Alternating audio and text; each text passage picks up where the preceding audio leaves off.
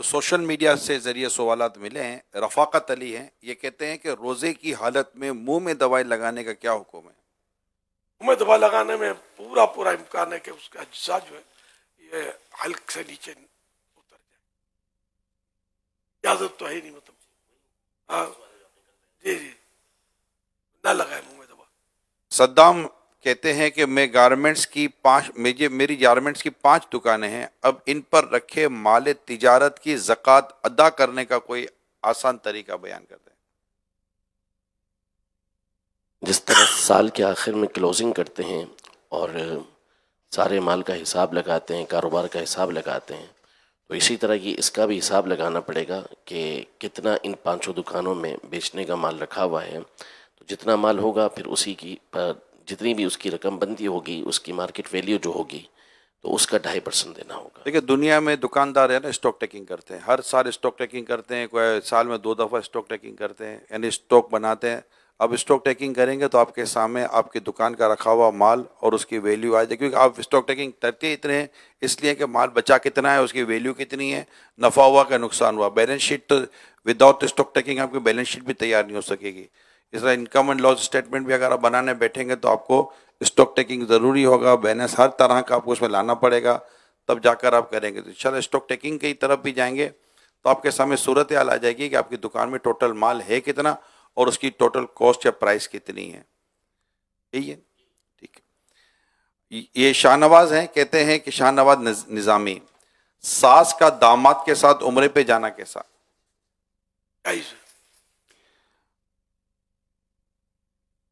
اور فتنے والی صورت میں وہ الگ ہے کہ مطلب بطور محرم. اصل عمرے یہ عوام ابھی تک یہی کئی بار ہم نے وضاحت کی ہے, حج اور عمرے سے محرم کا تعلق نہیں ہے.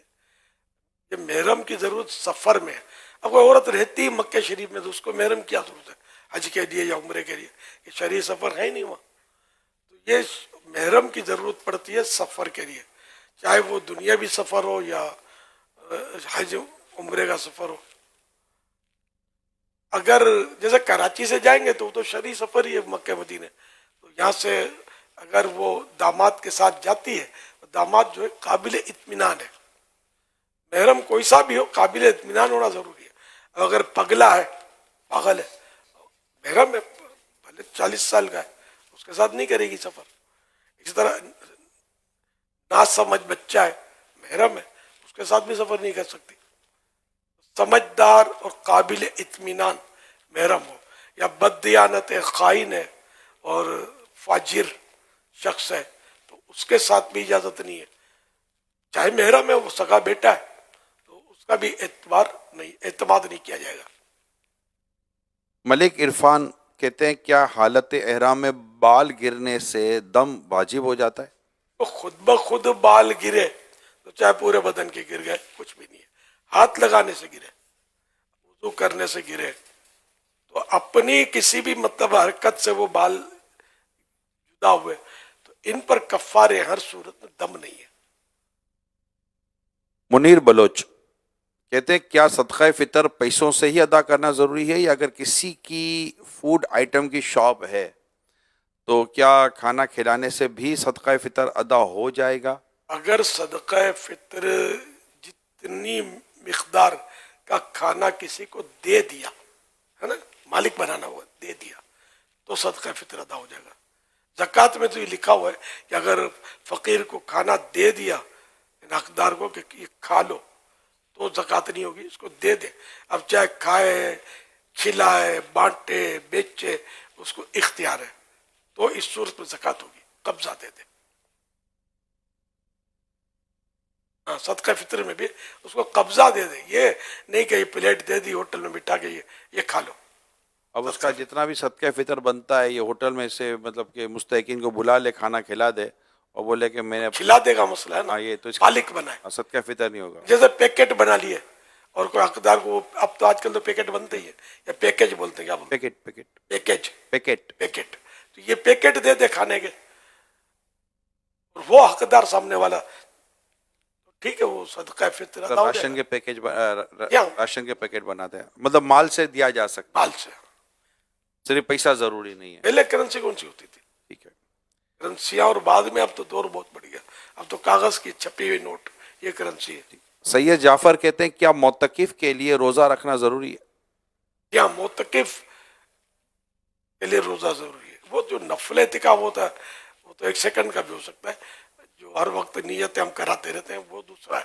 اور جیسے یہ پورے 10 دن کا، مین تو اعتکاف 10 دن کا ہے، 10 دن کے اعتکاف جو رمضان کے آخری میں ہوتا ہے اس پہ روزہ شرط، منت کے اعتکاف میں روزہ شرط ہوتا ہے، قضاء اعتکاف میں روزہ شرط ہوتا ہے۔ تو اس میں مطلب جیسے یہ ان دنوں جو سارے مہینے کا روزہ، سارے مہینے کا اعتکاف اس طرح میں کر رہے ہیں، ٹھیک ہے نا ہمارے یہاں، تو ان میں 20 دنوں کے جو روزے ہیں یہ ان پر شرط نہیں ہے۔ کوئی بیچارہ بیمار ہو گیا، شریعت نے اس کو اجازت دے دی ہے روزہ نہ رکھنے کی، لیکن اعتکاف میں وہ ہے تو ٹھیک ہے، اعتکاف اس کا نفل اعتکاف ہو رہا ہے۔ اور بھول کر روزہ ٹوٹ گیا تب بھی ہے اعتکاف۔ البتہ وہ 10 دن والا جو معاملہ ہے نا، اس میں بیمار ہو گیا، شریعت نے اجازت دے دی روزہ توڑنے کی، روزہ توڑ دیا، روزہ نہیں رکھا، تو اس کا اعتکاف بھی گیا۔ ذرا بھول کر روزہ ٹوٹ گیا کسی وجہ سے تب بھی اعتکاف اس کا گیا۔ نسیم علی ہیں، کہتے ہیں کہ کیا یہ دعا کر سکتے ہیں کہ مجھے صفدر ہیں، کہتے ہیں کیا یہ دعا کر سکتے ہیں کہ مجھے خواب میں اللہ پاک کی زیارت ہو جائے؟ کر تو سکتے ہیں، امام اعظم ابو حنیفہ کا واقعہ بھی ہے، 99 بار زیارت کی تھی، اب زیارت ہوگی تو میں 100 مرتبہ زیارت کی۔ یہ کہ بہرحال وہ دعا کر سکتے ہیں، دیدار مصطفیٰ کی بھی دعا تو کرتے ہی ہیں صلی اللہ علیہ وآلہ۔ نسیم علی ہیں، کہتے ہیں اللہ پاک کا قرب پانے اور روحانیت حاصل کرنے کا کوئی آسان طریقہ بتا دیں۔ ایسا ہو تو کوئی دم آتا ہو تو میں اپنے اوپر ہی کر لوں۔ اللہ پاک کی محبت تو جو ہر بندے کو ہوتی ہے، ہر مسلمان کو، مطلب اللہ کی محبت ہوتی ہے۔ اب اس میں ہے درجات، کسی کو کم کسی کو زیادہ۔ محبت کا غلبہ پانے کے لیے ہم ایسی صحبت بھی اختیار کی جائے، اور اب صحبتیں بھی تقریباً یہ کہہ سکتے ہیں کہ نایاب نہیں تو کمیاب ضرور ہے۔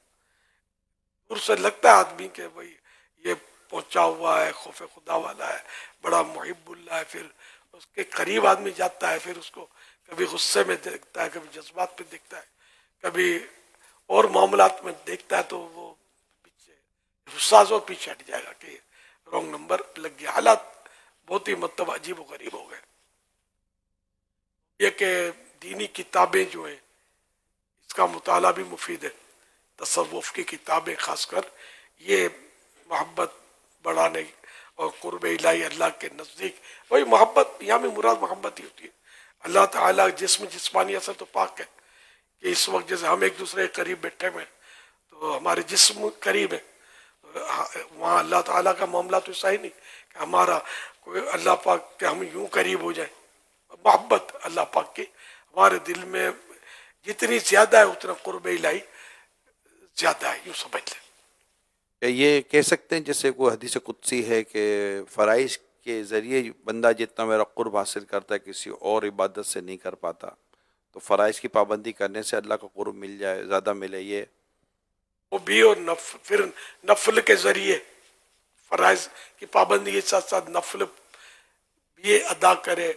سب مین مسئلہ ہے کہ وہ فرائض ادا کرے، بے شک وہ حدیث حق ہے، لیکن بعد میں آگے پیچھے اور کئی روایتیں ہوتی ہیں۔ سر بندے میں اخلاص ہو، خلوص، اب اخلاص نہیں ہے تو عبادت کارآمد نہیں ہے۔ اچھا، رزق حلال، صدق مقال، اس کے اخلاق اچھے ہوں، اس کا کردار ستھرا ہو۔ اب بالکل چور چپاٹیا ہے، لوگوں کو مارتا ہے، جھاڑتا ہے، گالیاں نکالتا ہے، اور نمازیں بھی پڑھتا ہے، تہجد بھی پڑھتا ہے، اپنی جگہ پر ہے۔ تو یعنی کہ بہت سارے معاملات ایسے ہیں کہ وہ سب ملا کر قرب الہی کا ذریعہ بنتے۔ خالی ایک چیز کو پکڑ لے اور پھر سارے گناہ کرتا رہے، جھوٹ بھی بولتا رہے، دغا بازی بھی کرتا رہے، اور بولے گا یہ قرب الہی مقرب بارگاہ الہی ہے، تو یہ مشکل ہے، بولنے سے نہیں ہوتا۔ اللہ پاک جس کو عطا کرتا ہے اور جس کو پہچان ہوتی ہے وہ پہچان لیتا ہے کہ یہ مقرب بارگاہ الہی ہے۔ فیصل راؤ کہتے بسم اللہ نام رکھنا کیسا؟ رکھتے تو ہیں اسے، اب اللہ بہتر جانے۔ پہلے بھی اس پہ کبھی کبھی بات تو چلی ہے. بسم اللہ تو مسجد کا نام بھی بسم اللہ کھارا در میں ہے نا. اچھا بسم اللہ. پھر بعضوں کا دکانوں کے نام بھی لوگ رکھتے ہیں, بچیوں کے نام بھی رکھتے ہیں, لیکن یہ ایسا نام ہے کہ اب بچے یا بچی کو ڈانٹے اور پھر یہ نام لے, یا اس نے پیشاب کر دیا اور یہ نام لے کر بولے, تو یہ میں جو کہنا چاہتا ہوں شاید جو سمجھدار ہوں گے سمجھ گئے ہوں گے, تو یعنی یہ جمتا نہیں ہے زبان پر کیسے آئے. بچنا چاہیے. مسئلہ کیا ہے اس کا مفتی صاحب بتائیں گے, اس کے بارے میں کچھ پڑھا نہیں ہے, پتہ نہیں ہے. اچھا یہ بتائیے کہ کیا بلال اشرفی کہتے ہیں کہ ہمارا یہ دور قرب قیامت والا دور کہلائے گا؟ قیامت قریب ہے, یہ تو میرے قرآن کریم میں بھی تو ہے. یہ تو یوں ہے کہ حدیث پاک میں حضور پاک صلی اللہ علیہ وسلم نے فرمایا کہ میں اور قیامت یوں بھیجے گئے ہیں, دونوں ملا کر. سبحان اللہ. تو جو علماء فرماتے ہیں وہ یہی ہے کہ چونکہ قیامت کی نشانیاں 3 طرح کی بیان کی گئی ہیں. علامت صغریٰ چھوٹی علامتیں وہ گزر چکی نبی پاک صلی اللہ علیہ وسلم کے زمانے کے کچھ عرصے کے بعد. دوسری علامات وسطیٰ درمیان والی علامات, اور تیسری علامات کبریٰ جو امام مہدی رضی اللہ تعالیٰ عنہ سے شروع ہو کے پھر آگے چلیں گی, ان کا دور بعد کا ہے. تو ان کے کئی علماء کی تشریحات کے مطابق یہ جو دور ہے وہ علامات وسطیٰ کا ہے اور اس کی بھی انتہا کا دور ہے. باقی حقیقت کیا ہے یہ تو غیب ہے جو اللہ پاک ہی جانتا ہے اور اس کے بتائے سے اس کے پیارے جانتے ہیں. یہ یقینی ہے کہ قیامت آئے گی, یہ ایمان رکھنا یہ شرط ہے.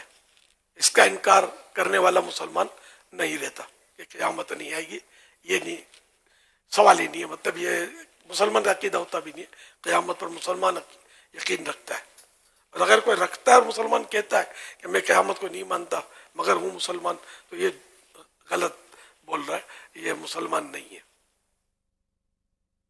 یہ 2 نام کے بارے میں آیا ہے, آیات یا آیت اور میخائیل, اس نام کے بارے میں پوچھا گیا ہے کہ کیا کہتے ہیں آپ, رکھنا چاہیے؟ آیت سے تو مفتی صاحب نے منع فرمایا ہے کہ یہ نام ہمارے اردو میں چونکہ مخصوص ہے قرآن کے ایک حصے کے لیے, تو اس لیے یہ نام نہیں رکھ سکتے.